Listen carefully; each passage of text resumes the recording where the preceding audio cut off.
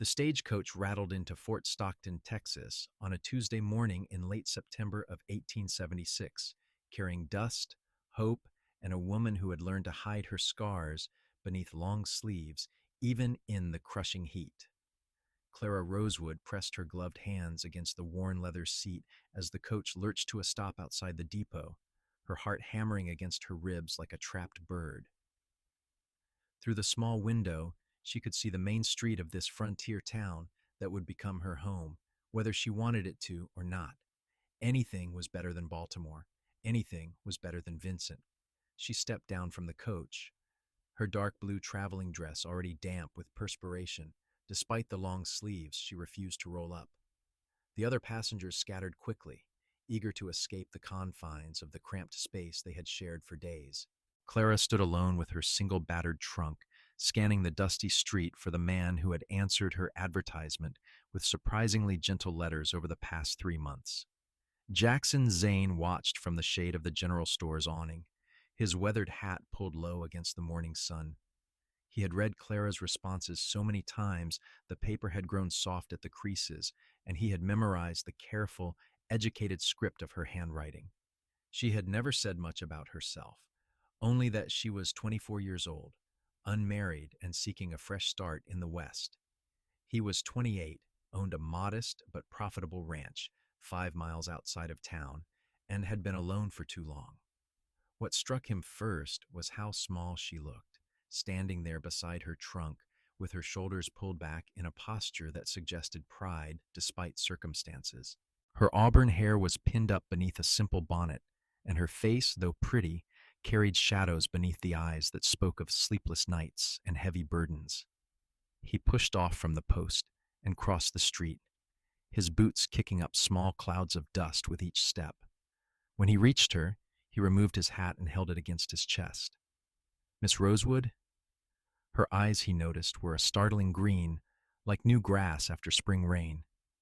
They met his directly, searching his face for something he could not name.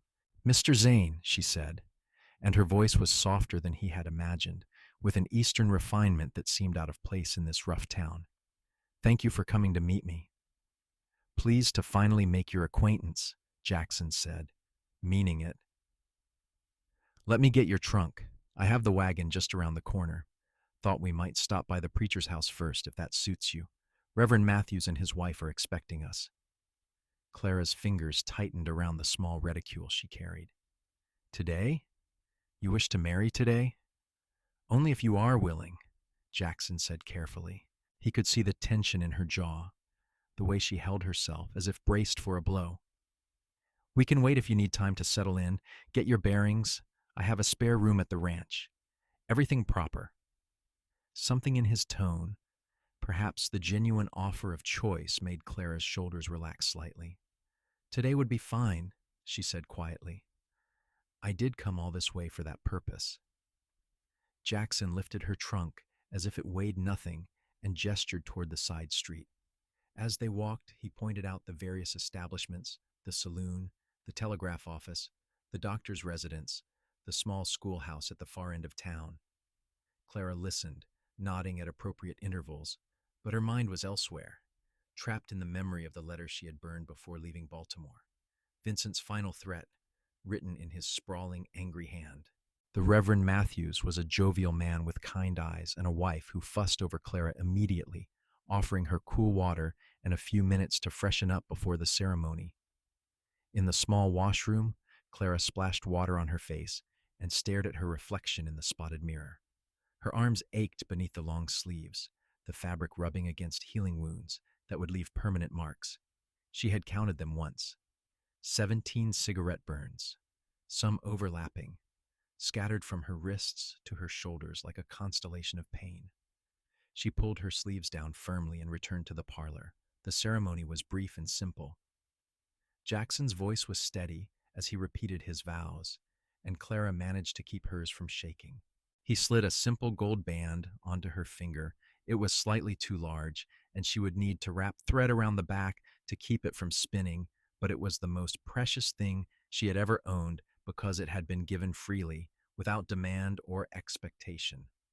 "You may kiss your bride," Reverend Matthews said with a smile. Jackson hesitated, clearly reading the apprehension in Clara's eyes. Instead of kissing her lips, he lifted her hand gently and pressed his mouth to her knuckles, a gesture of respect rather than possession. Relief flooded through Clara so intensely she felt momentarily dizzy. They signed the marriage certificate, accepted congratulations from the Reverend and his wife, and then Clara found herself sitting beside her new husband in a wagon heading out of town toward a life she could not quite imagine. The ranch appeared gradually as they crested a low hill.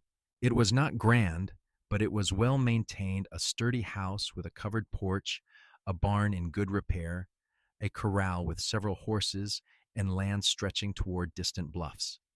Everything looked golden in the afternoon light, and Clara felt something unfamiliar stir in her chest.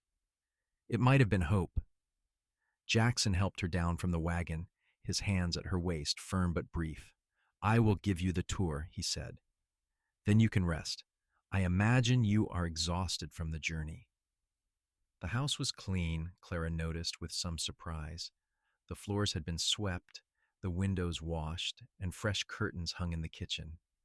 Jackson showed her the main room with its stone fireplace, the kitchen with a proper stove and pump for water, and then 2 bedrooms. "This one is mine," he said, gesturing to the first. "That one at the end of the hall is yours. I fixed it up best I could. If you need anything different, just say so."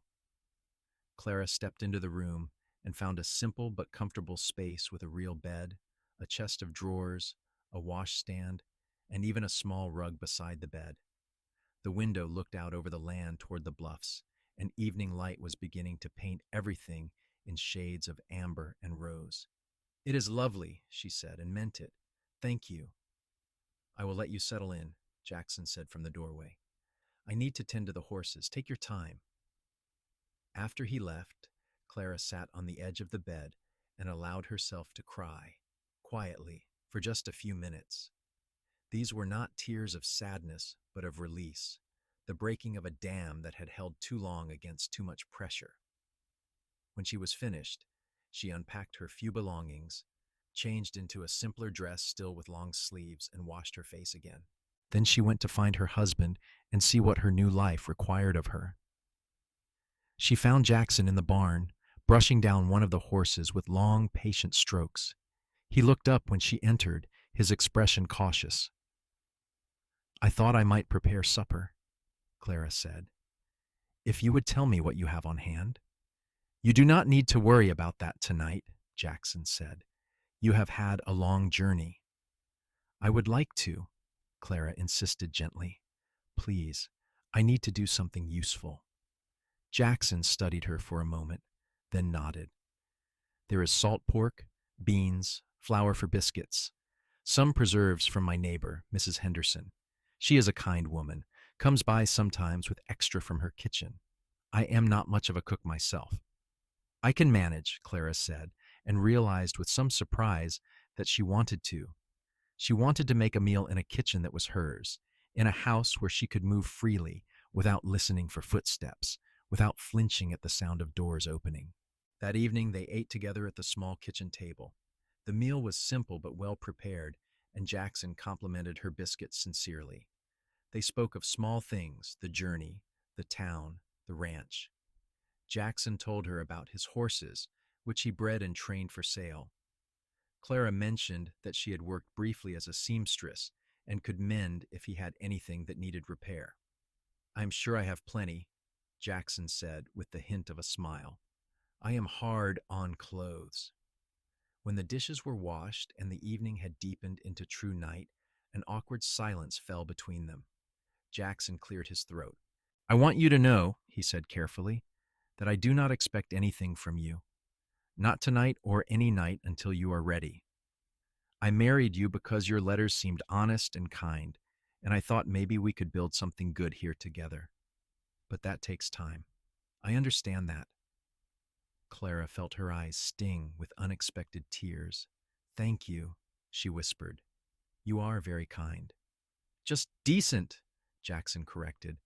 "There is a difference." Clara slept that night in her own room, in her own bed, with the door closed, but not locked because she realized, with wonder, that she did not need to lock it. And for the first time in over a year, she slept through until morning without nightmares. The next few weeks fell into a gentle rhythm. Jackson rose early to tend the animals and work the land. Clara kept the house, learned to bake bread in the temperamental oven, and began to explore the area immediately around the ranch. She met Mrs.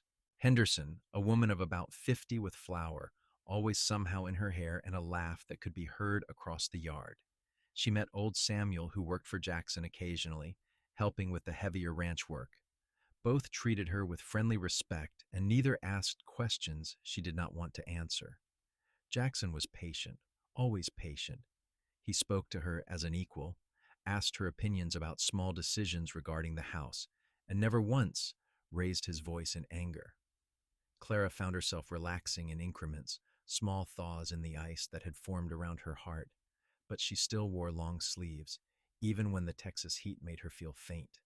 She still flinched sometimes at sudden movements, and she still woke occasionally in the night, her heart racing, convinced she heard Vincent's voice outside her window. Jackson noticed everything, but he did not press. He simply continued to be steady, reliable, kind. It was a Thursday afternoon in mid-October when everything changed.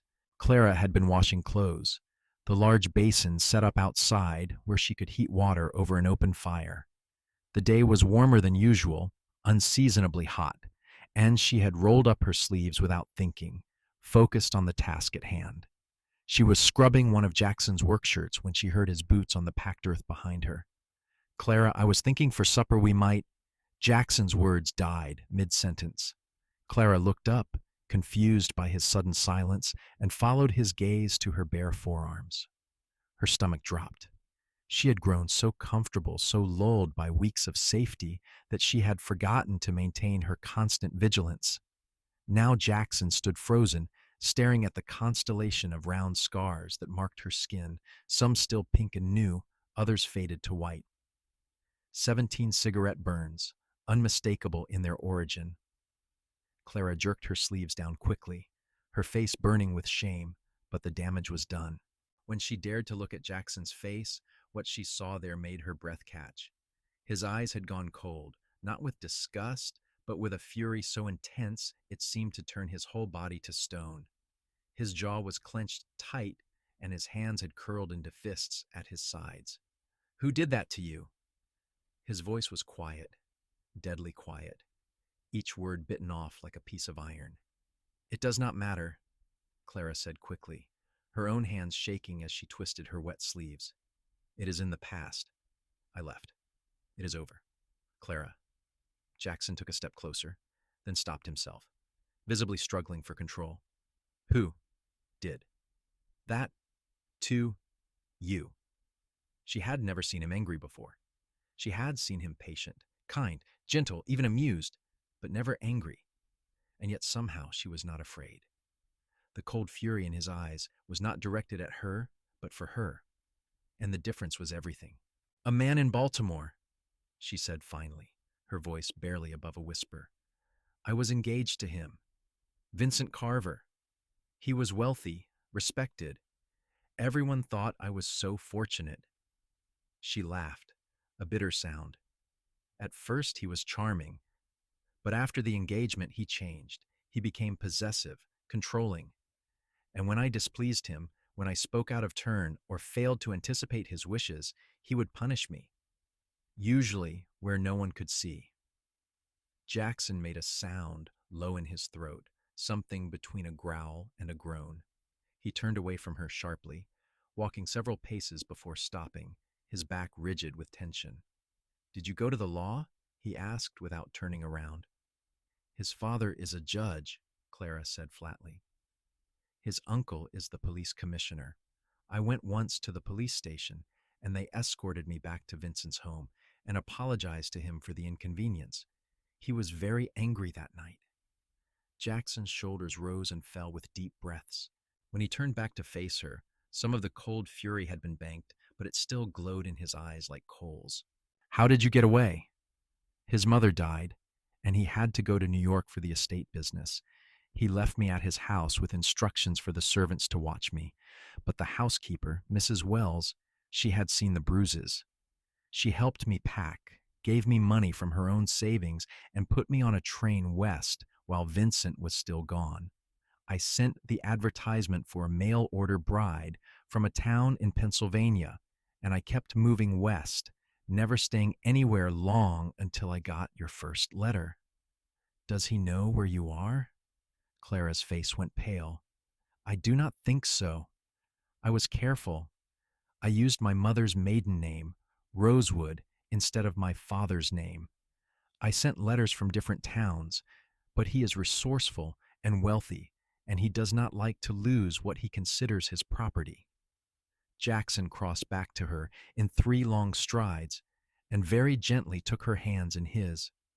You are not property, he said fiercely. You are a person, my wife, and no man will hurt you ever again. Do you understand me? Ever! Tears spilled down Clara's cheeks. I am sorry I did not tell you before. I should have. You had a right to know what you were taking on, what danger might follow me here. The only thing I have a right to know is how to keep you safe, Jackson said. Everything else is yours to share when you are ready. He paused, then added more quietly, May I see? Clara understood what he was asking. Slowly, her heart pounding, she rolled up both sleeves to reveal the full extent of the scarring. Jackson looked at each mark, his face carved from granite, and then very carefully, very reverently, he lifted one of her arms and pressed his lips to the worst of the scars, the one on her left forearm that had become infected and taken weeks to heal. I am so sorry you suffered this, he said against her skin. I am so sorry you were alone. Clara broke then, truly broke, and Jackson pulled her against his chest and held her while she sobbed, great wrenching sobs that seemed to tear up from somewhere deep inside her. He held her through all of it, one hand stroking her hair, murmuring soft reassurances that she did not have to be strong anymore, that she was safe now, that he had her. When the storm finally passed, Clara found herself sitting on the porch steps with Jackson beside her, his arm around her shoulders, her head resting against his chest. The washing lay forgotten in the basin. The afternoon light had shifted toward evening. Nothing had been solved, but somehow everything had changed. We need to be prepared, Jackson said finally, in case he comes looking. He may not, Clara said, but her voice lacked conviction. Maybe, Jackson agreed, but if he does, we will be ready. Tomorrow I will go into town and speak with Sheriff Morrison. He is a good man, fair. I will explain the situation. I will also let our neighbors know to keep an eye out for strangers asking questions. He is very charming when he wants to be, Clara warned. He can convince people of anything. Not everyone, Jackson said firmly. Not people who know what to look for. He tilted her chin up gently, so she had to meet his eyes. You are not alone anymore, Clara. You have me.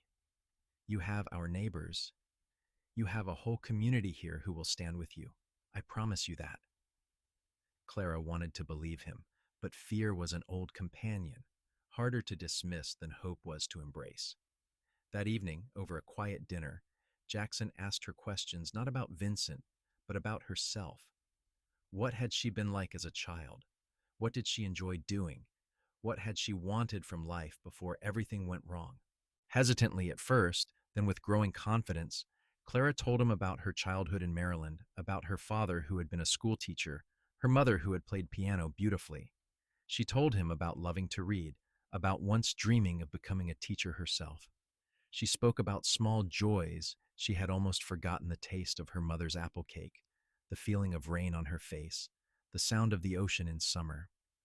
Jackson listened to all of it, really listened, and shared his own stories in return. His parents had died when he was young, and he had been raised by an uncle who taught him everything about horses and ranching. He spoke about the dream of building something lasting, something good, here in this wild country, where a man could start fresh and be judged by his actions rather than his family name. I guess we both came west looking for a new beginning. Clara said softly. Then we will build one together, Jackson replied. A good one. That night, before they parted to their separate rooms, Jackson took Clara's hand and said, I want you to know that what I feel for you, it is not pity. I admire your courage. You survived something terrible, and you were strong enough to save yourself. That takes a kind of strength most people never have to find. Clara squeezed his hand, unable to speak around the lump in her throat, and went to bed with her heart feeling lighter than it had in years. The next morning, Jackson rode into Fort Stockton and spent an hour with Sheriff Morrison, explaining the situation in careful detail. The sheriff, a grizzled man in his 50s with sharp eyes and a reputation for fairness, listened intently and made notes. I will keep watch, Morrison promised. Anyone comes through town asking after a young woman from Baltimore, I will know about it, and I will make sure they do not get anywhere near your ranch. I appreciate that, Jackson said. She is lucky to have you, Morrison added. Not every man would stand by a woman with that kind of trouble in her past. It is not her trouble, Jackson said sharply. It is his, and I will be damned if I let him make it hers again. Morrison nodded approvingly. Fair enough. You are a good man, Zane. Jackson also stopped by several neighboring ranches on his way home, speaking quietly with the men and women who lived closest to his land. The frontier had its own code of justice, and news of a woman in danger spread quickly. By the time Jackson returned home that evening, Clara had a network of protection she did not even fully realize existed. The weeks that followed were some of the most peaceful Clara had ever known. As October gave way to November, the brutal heat of Texas summer faded into milder days and cool nights. Clara worked on winterizing the house, sewing heavier curtains, and helping Jackson stock the root cellar. She discovered that she enjoyed cooking, especially now that she could experiment without fear of criticism or punishment. Jackson praised every meal, even the ones that did not turn out quite right, and often helped her with the dishes afterward while they talked about their days. They grew closer in small, careful increments. Jackson began leaving his bedroom door open at night, a silent invitation if Clara ever needed company or comfort. One night, after a particularly vivid nightmare, she took him up on it, appearing in his doorway, shaking and pale. He simply lifted the blanket in invitation, and she climbed into his bed fully clothed. He held her until the shaking stopped, stroking her hair and telling her stories about his childhood until she fell asleep against his shoulder. It became a regular occurrence after that, neither of them speaking about it during the day, but both finding comfort in the warmth and safety of shared sleep.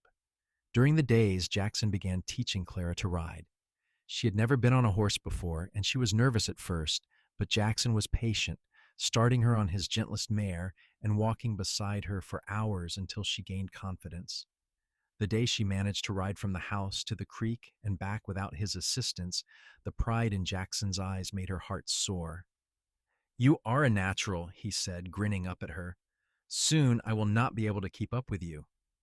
Clara laughed, actually laughed, and realized with a start that she had been doing that more lately. Laughing, smiling, feeling light. In early December, Mrs. Henderson invited them to dinner, along with several other neighboring families. It was Clara's first real social event since arriving in Texas, and she was nervous, but Jackson stayed close to her side the entire evening. The community welcomed her warmly, the women drawing her into conversations about recipes and gardens, the men treating her with friendly respect. When it came time to leave, several people made a point of telling her how glad they were that Jackson had found such a fine wife. On the ride home, Clara was quiet, watching the stars spread across the enormous Texas sky. What are you thinking? Jackson asked. That I am happy, Clara said softly. I did not think I would ever feel happy again, but I am. Jackson reached across the wagon seat and took her hand. Good, he said simply, but his voice was thick with emotion. When they got home, instead of going to her own room as usual, Clara followed Jackson to his. At his questioning look, she said quietly, I do not want to sleep alone anymore, not when I could be with you. Clara, Jackson said carefully, I do not want you to feel pressured. I do not, she said. I want this. I want you. I think I have for a while now, but I was afraid. I am still afraid, but not of you. Never of you. Jackson cupped her face in his calloused hands and kissed her forehead, then her cheeks, then finally, carefully, her lips. It was the gentlest kiss Clara had ever received, and it made her ache with its sweetness. We will go slow, Jackson murmured against her mouth. We have all the time in the world. That night they undressed each other slowly, Jackson pausing whenever Clara tensed, asking wordless permission with his eyes before continuing. When he saw the scars on her arms fully for the first time, revealed in the lamplight, he kissed each one reverently before moving on. He was patient and gentle, and when they finally came together, Clara cried again. But these were tears of healing, of reclaiming something that had been stolen from her and making it beautiful again. Afterwards, Jackson held her close, their legs tangled together, her head on his chest, listening to the steady beat of his heart. I love you, she whispered into the darkness. I did not mean to, but I do. Jackson's arms tightened around her. I love you too, he said, his voice rough. I think I started loving you the moment I read your first letter. You have a good heart, Clara. A strong heart. They fell asleep like that, wrapped in each other, and the warmth of newfound love, and neither of them heard the sound of a horse and rider stopping on the bluffs overlooking the ranch, watching the lamplight go out in the bedroom window. Vincent Carver had spent 3 months and a considerable amount of money tracking down his runaway fiancée. It had taken bribes, threats, and the hiring of a detective with questionable morals, but he had finally traced Clara to Fort Stockton, Texas, and to the ranch of a man named Jackson Zane. The knowledge that she had married someone else, had given herself to some common cowboy, filled Vincent with a rage so consuming that he had to stop several times on the journey west to compose himself. She was his. She had always been his, and he would make her remember that. He had arrived in Fort Stockton 3 days ago, taking a room at the hotel and asking casual questions at the saloon. He had quickly learned about Jackson Zane, well respected, good with horses, recently married to a pretty woman from back east.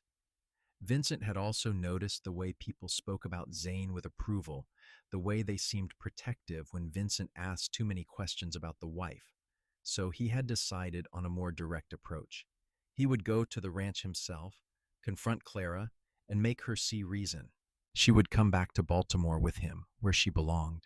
He would forgive her this indiscretion, this momentary lapse in judgment, and they would be married properly. And if she resisted, well, he knew how to handle Clara's resistance. He waited until he saw Jackson ride out early in the morning, heading toward the far pastures. Then he made his approach to the ranch house, tying his horse at a distance and walking up on foot so as not to announce his arrival with hoofbeats. Clara was in the kitchen, kneading dough for bread and humming softly to herself, when she heard the front door open. She smiled, thinking Jackson had returned for something he had forgotten. "Did you lose your gloves again?" she called, not looking up from her work. "Hello, Clara." The voice froze her blood. Her hands stilled in the dough. Slowly she turned around. Vincent Carver stood in her kitchen, dressed in an expensive traveling suit, his dark hair perfectly groomed, his handsome face wearing an expression of cold displeasure. He looked exactly as she remembered, polished, controlled, and utterly merciless. "You are a difficult woman to track down," Vincent said, walking farther into the kitchen as if he owned it. "Do you have any idea how much trouble you have caused me?" Clara could not speak. Her throat had closed, and her heart was hammering so hard she felt dizzy. Every instinct screamed at her to run, but her legs would not move. "Nothing to say?" Vincent asked, his tone deceptively mild. "Not even an apology for leaving me without a word? For humiliating me in front of everyone we know?"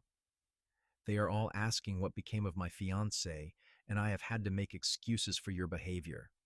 Get out, Clara finally managed to whisper. You are not welcome here. Vincent's face hardened. I am not welcome? In some dirty ranch house in the middle of nowhere? Clara, you are the one who is not welcome here. You are coming back to Baltimore with me, where you belong. No, Clara said, her voice growing stronger. I am never going anywhere with you again. I am married now. This is my home. Married. Vincent spat the word like a curse. To some illiterate cowboy, I am sure. That is not a real marriage, Clara. You belong to me. We have been engaged for 2 years. An engagement I never wanted, and that ended the moment I left Baltimore, Clara said, backing away as Vincent took a step toward her. I am not your property, Vincent. I never was. Of course you are, Vincent said, as if explaining something obvious to a child. I paid your father's debts. I gave you a home when he died. You owe me everything, and I am here to collect. He lunged forward suddenly, grabbing Clara's wrist in a bruising grip. She cried out and tried to pull away, but Vincent's other hand came up to strike her across the face, snapping her head to the side. You are coming with me, Vincent said through clenched teeth, even if I have to drag you every mile back to Baltimore. Clara tasted blood in her mouth. The familiar pain, the familiar terror, threatened to overwhelm her. But something had changed. She was not the same woman who had fled Baltimore. She had found her strength, had learned what it meant to be loved properly, and she would not go back into that cage. No, she said again, and this time she brought her knee up hard into Vincent's stomach. He grunted and released her wrist, doubling over. Clara ran for the door, but Vincent recovered faster than she expected. He caught her by the hair and yanked her backwards, slamming her against the wall. His hand closed around her throat.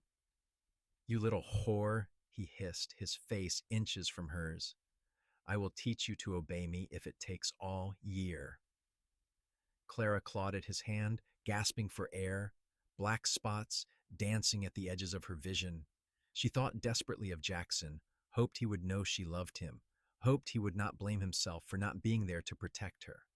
And then the pressure on her throat vanished suddenly as Vincent was bodily ripped away from her and thrown halfway across the kitchen. Jackson had returned to the house to get a spare rope and had heard the sounds of struggle. The sight that met his eyes when he burst through the door unleashed something primal in him. Clara, his Clara, pressed against the wall with a man's hand around her throat, her face already showing the red mark of a slap. The cold fury that had come over him the day he saw her scars was nothing compared to the white-hot rage that consumed him now. He hit Vincent Carver with enough force to lift the man off his feet and send him crashing into the wall. Before Vincent could recover, Jackson was on him, one hand fisted in the expensive suit jacket, the other drawn back to strike. Jackson, stop! Clara's voice, hoarse but urgent, cut through the red haze. Jackson looked back at her, still holding Vincent against the wall, his fists trembling with the effort of restraint. He is not worth it, Clara said, coughing. He is not worth you becoming a killer. Jackson wanted to argue that some men deserved killing, but he saw the fear in Clara's eyes, not fear of him, but fear for him, and forced himself to take a deep breath. Then another. You are right, he said finally. He looked back at Vincent, who was bleeding from a cut on his lip, his perfect appearance finally marred. But he is going to jail. You have no authority, Vincent started to say, but Jackson slammed him back against the wall, cutting off the words. I have every authority, Jackson growled. You are on my land. You broke into my house and you assaulted my wife. In Texas, I would be within my rights to shoot you dead and no one would question it. Vincent's eyes widened slightly, perhaps finally understanding that he was no longer in Baltimore where his family name and money could protect him. Jackson dragged Vincent outside and tied him to a fence post with the rope he had come back for, ignoring the man's protests and threats. Then he sent old Samuel, who had come running at the commotion, into town to fetch Sheriff Morrison while he went back inside to tend to Clara. She was sitting at the kitchen table, shaking, one hand pressed to her bruised throat. Jackson knelt in front of her, his hands gentle as he tipped her chin up to examine the damage. "Did he hurt you anywhere else?" Jackson asked, his voice tight with controlled emotion. "Just my wrist and my throat," Clara said. "And he slapped me." "But Jackson, you came in time. You saved me." "I should have been here," Jackson said bitterly. "I should never have left you alone." "You could not have known," Clara said, covering his hand with hers. "I did not think he would find me. I thought I was safe." "You are safe," Jackson said fiercely. "And you will stay safe. I swear it." Sheriff Morrison arrived an hour later with 2 deputies. He listened to Clara's account of what had happened, examined the bruises forming on her throat and wrist, and then had Vincent Carver thrown over a horse to be taken back to town and locked up.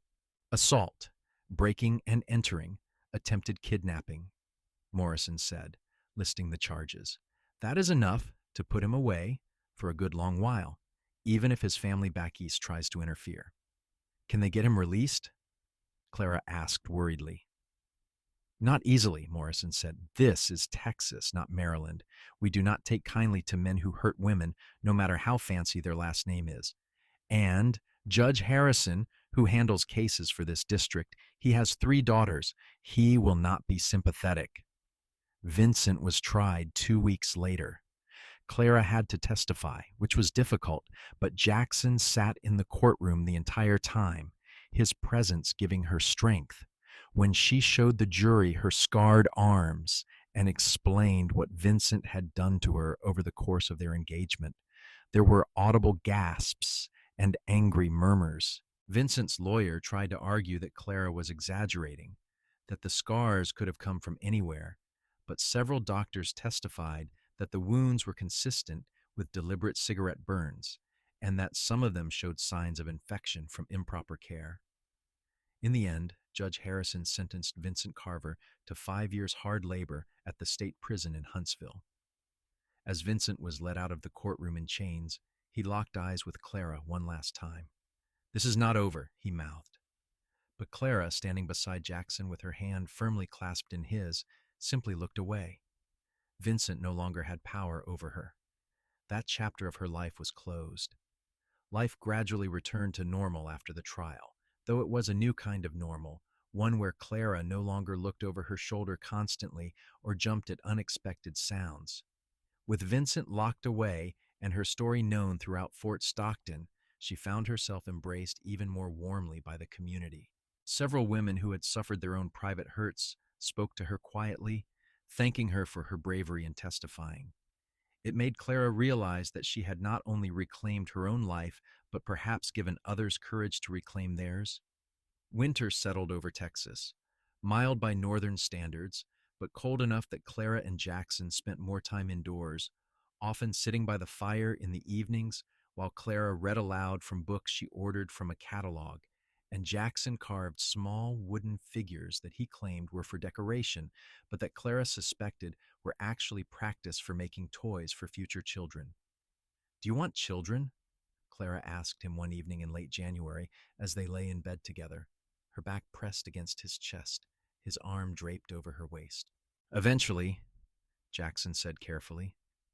"If you do, I know that what you went through, it might have made you fear that kind of intimacy, that kind of vulnerability." "It did," Clara admitted, "but not anymore, not with you. You have shown me what love is supposed to look like, and I would like to have a family with you. Not right away, perhaps, but someday soon." Jackson pressed a kiss to her shoulder.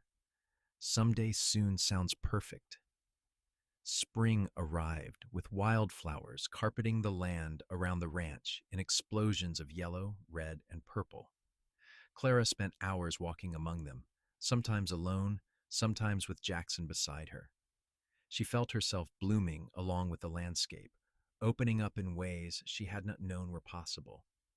In April, Clara realized that she had missed her monthly courses. She waited another month to be certain, then told Jackson the news over breakfast one morning. "I am with child," she said simply. Jackson's fork clattered to his plate. For a moment, he just stared at her, and then a smile broke across his face like sunrise. He stood up so quickly his chair fell over backward, came around the table, and swept Clara up in his arms, spinning her around while she laughed. "A baby," he said, setting her down gently and placing his hand reverently on her still flat stomach. "We are going to have a baby." "We are," Clara confirmed, her eyes shining. "Are you happy?" "Happy does not even begin to cover it," Jackson said, kissing her thoroughly. "I am over the moon. I am the luckiest man in Texas." The pregnancy was relatively easy, though the summer heat was oppressive and made Clara uncomfortable. Jackson hovered, always making sure she had water, that she was not working too hard, that she had everything she needed. Mrs. Henderson and several other neighboring women came by regularly with advice, hand-me-down baby clothes, and offers to help once the baby arrived.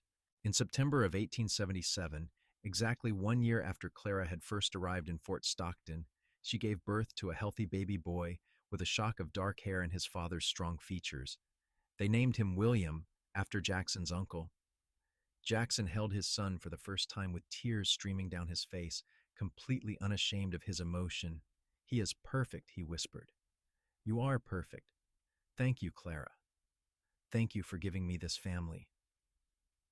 Clara, exhausted but radiant, reached up to touch her husband's face. "Thank you for giving me a home," she replied. "For giving me love. For showing me what life could be." The first year of William's life passed in a blur of sleepless nights. First smiles, first teeth, and first steps. Jackson was a devoted father, up with Clara during night feedings, changing diapers without complaint, playing with his son every spare moment he had.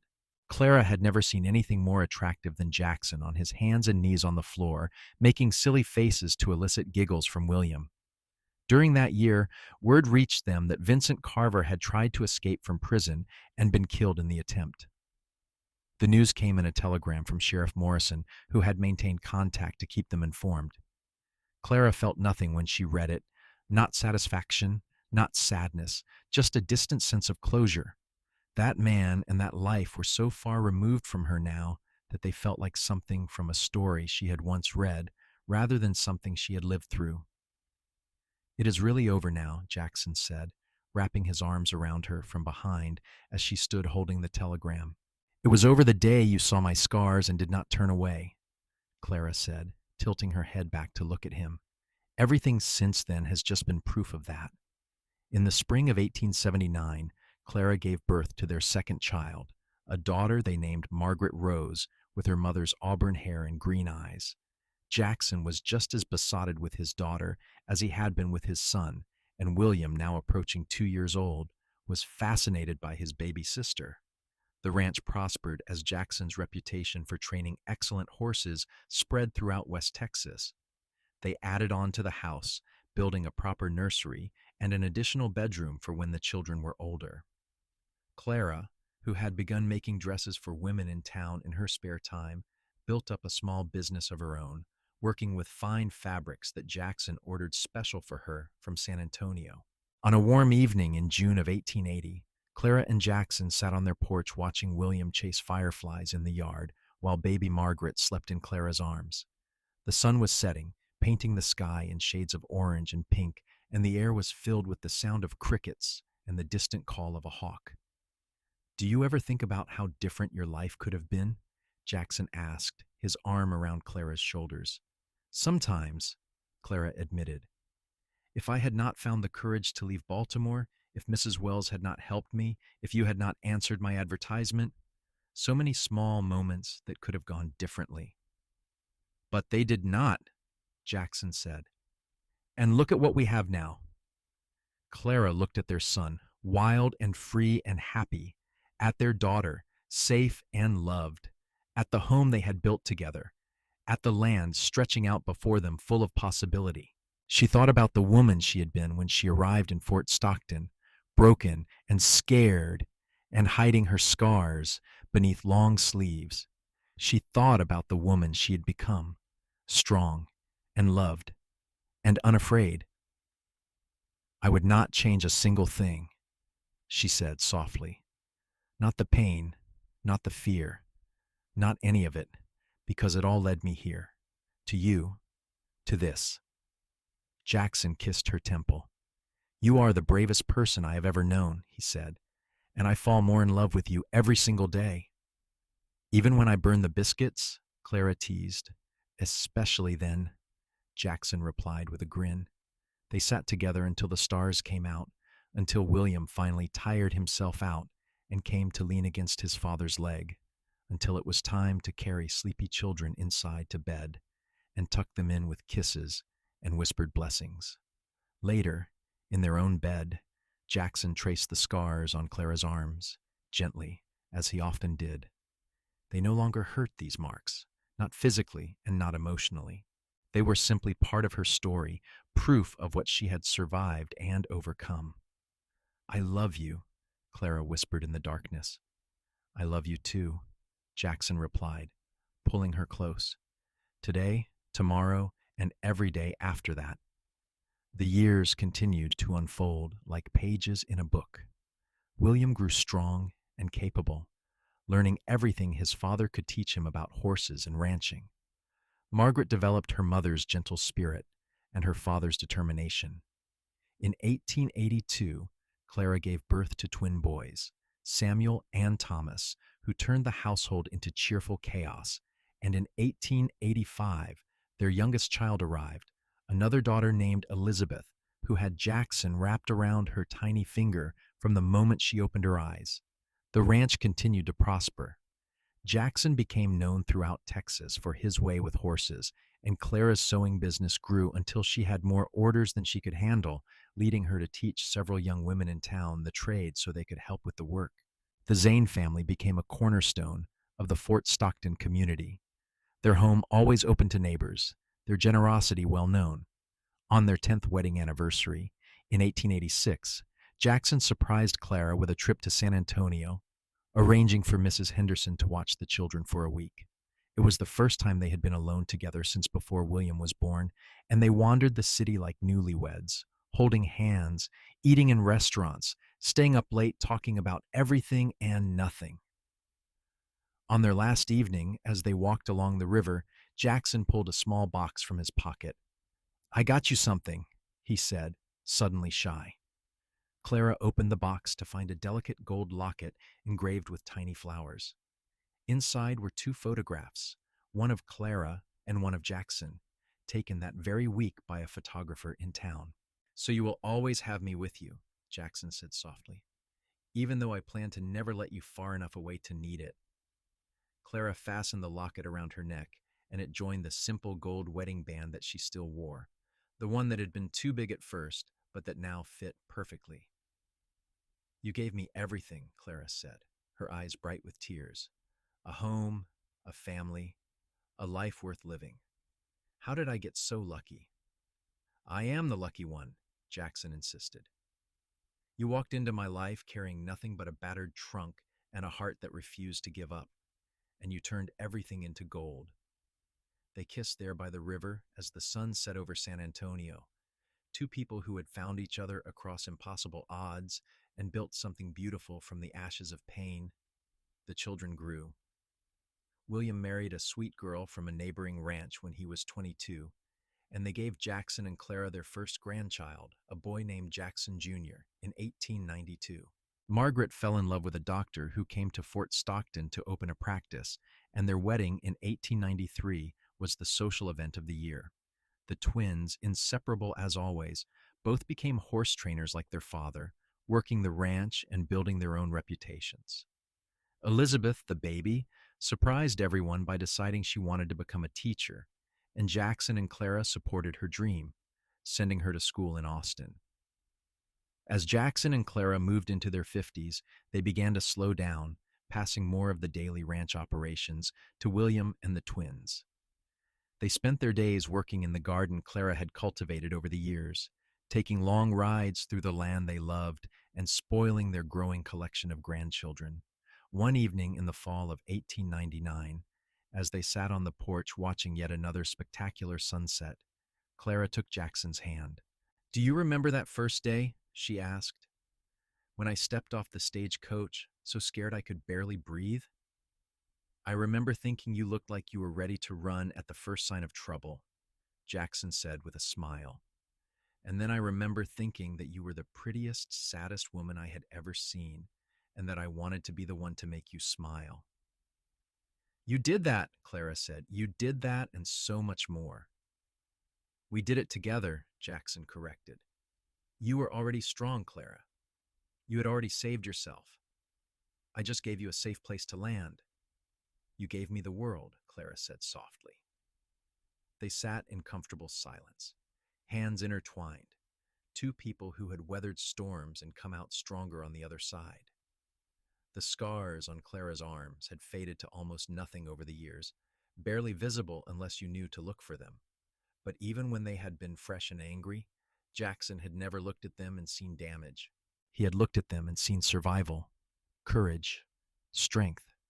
Inside the house, they could hear the sounds of family William had brought his family for dinner, and the grandchildren were playing some loud game that involved a lot of laughter. Soon Clara would need to go inside and help with the meal, and Jackson would be pulled into whatever adventure the grandchildren had concocted. But for this moment, they were simply themselves, Jackson and Clara, the cowboy and the mail order bride who had found love in the wild Texas landscape.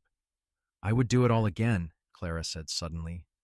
Every bit of pain, every moment of fear, every scar, if I knew it would lead me here. Jackson brought her hand to his lips and kissed it gently. You never have to do any of it again, he said. From here on out, it is just good things. I promise. And he kept that promise every day for the rest of their long and happy lives together. The years turned to decades. Jackson and Clara grew old together, their hair turning gray, their steps slowing, but their love never diminishing. They became the matriarch and patriarch of a large, boisterous family that gathered at the ranch for every holiday and celebration. Their children thrived, their grandchildren multiplied, and eventually great-grandchildren came along to bring new energy and joy to the old house. Clara lived to see her youngest daughter, Elizabeth, become the principal of the Fort Stockton school. She lived to see her sons teach their own sons the family trade. She lived to see Margaret's husband bring modern medical practices to West Texas. She lived to see all her children happy and settled, building their own stories of love and family.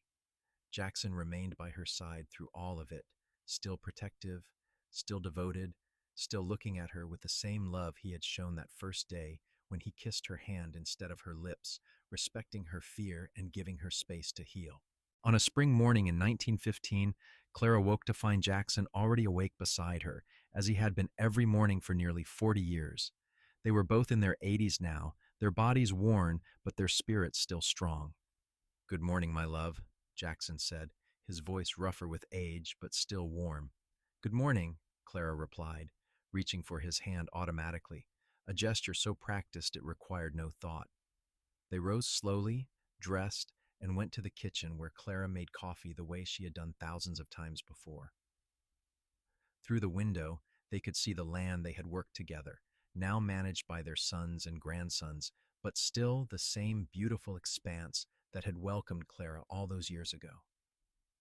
I have had a good life, Clara said suddenly. Jackson looked at her, something in her tone catching his attention. You are not going anywhere, he said firmly. I am not ready to let you go. Clara smiled. I am not going anywhere, she assured him. I am just saying that if I had to sum it all up, that is what I would say. I have had a good life, a wonderful life, because of you, because of us, Jackson corrected, as he always did. We built this together. They spent that day as they spent most days now, quietly enjoying each other's company, sitting on the porch in the afternoon sunshine while grandchildren and great-grandchildren came and went. When evening fell, they went to bed early, tired but content. Jackson passed away peacefully in his sleep that night, Clara's hand in his face peaceful and relaxed. He was 87 years old and had lived every one of those years with integrity, kindness, and love. Clara woke to find him gone, and though her heart broke, she also felt a strange sense of completeness. He had given her everything: safety, love, family, a life beyond her wildest dreams, and she had given him the same in return. They had built something beautiful together, and that beauty would live on in their children and grandchildren, in the land they had tended, in the community they had served. She lived for 3 more years, surrounded by family, still sharp-minded and strong-willed until the end. She spent those years telling stories to her great-grandchildren about their grandfather, about the man who had seen her scars and responded with love instead of judgment, about the cowboy who had given a broken mail-order bride a reason to believe in happy endings. When Clara passed away in 1918 at the age of 90, she was buried beside Jackson on a hill overlooking the ranch, under a sky so blue and vast it seemed to go on forever. The entire town of Fort Stockton turned out for her funeral, along with family that came from as far away as California and New York. Her children and grandchildren shared stories of her strength, her kindness, her quiet courage, and on her headstone, beneath her name and the dates of her birth and death, were the words Jackson had spoken to her so many years ago: "You are brave, you are loved, you are home." The ranch remained in the family, passed down through generations, each one knowing the story of how it began with a scared young woman stepping off a stagecoach and a cowboy who saw past her scars to the strong, beautiful person beneath. The story became part of the family lore, told and retold, a reminder that love can heal even the deepest wounds, that courage comes in many forms, and that sometimes the bravest thing a person can do is accept help and allow themselves to be loved. And every spring, when the wildflowers bloomed across the Texas landscape, turning the world into a riot of color, the family would gather at the ranch and remember the mail-order bride with cigarette burns on her arms, and the cowboy whose eyes went cold with protective fury, who built a love story for the ages on a foundation of respect, patience, and unwavering devotion. Their legacy lived on, not just in the land or the family name, but in the example they set of what love should be: gentle, strong, healing, and eternal.